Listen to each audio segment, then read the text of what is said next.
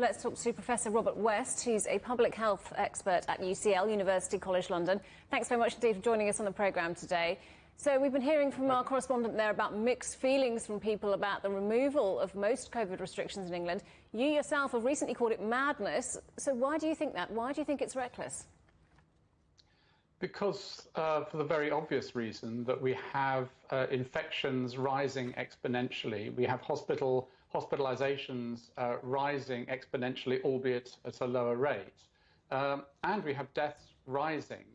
And in these circumstances, it's worth bearing in mind that on the last couple of occasions where we've had these waves, the only thing in this country that's brought the infection rates down was locking down, and that's the last thing we want to do.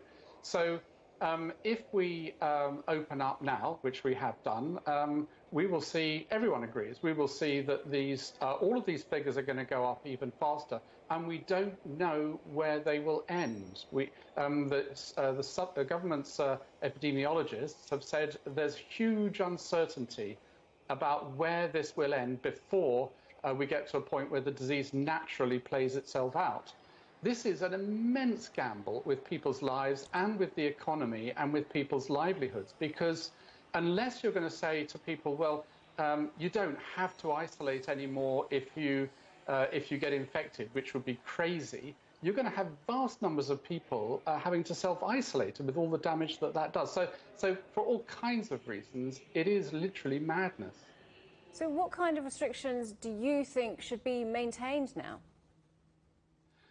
Very obviously, wearing face coverings in enclosed areas, public areas. And I mean, that's not a panacea, but the evidence, which wasn't there a year ago, now is there, pretty strong, that makes something of a difference.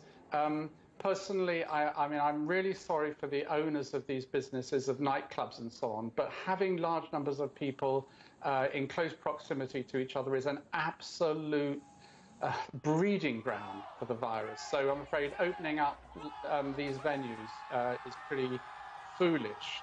I think that one of the things that again the government hasn't done, but it has been advised to do, is to start the process of getting people ready for a long-term risk management approach in terms of getting venues properly ventilated, getting people fully aware of what risky situations look like and how to handle them. And I still hope that eventually the government will do something about that. But at the moment, it's hard to avoid the conclusion that the government is trying to get everyone infected as fast as possible. Well, the government's message, the Prime Minister's message, is if not now, then when?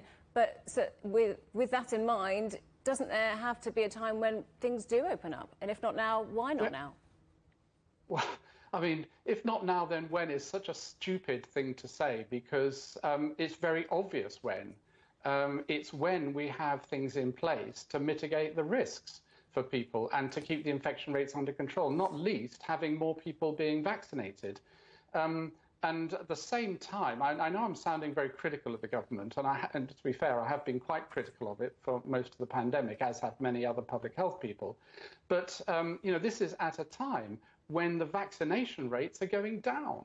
I mean, we've not been able to sustain the level of vaccinations, and we're not quite sure why that is, but at least part of it seems to be a problem with supply. So we're not winning on the vaccination war, and we're opening up at a time before we have enough people vaccinated to mitigate the risk, at a time when we're not even doing the things that we've been advised to do, or the government's been advised to do, in terms of creating a proper risk management scenario for the country.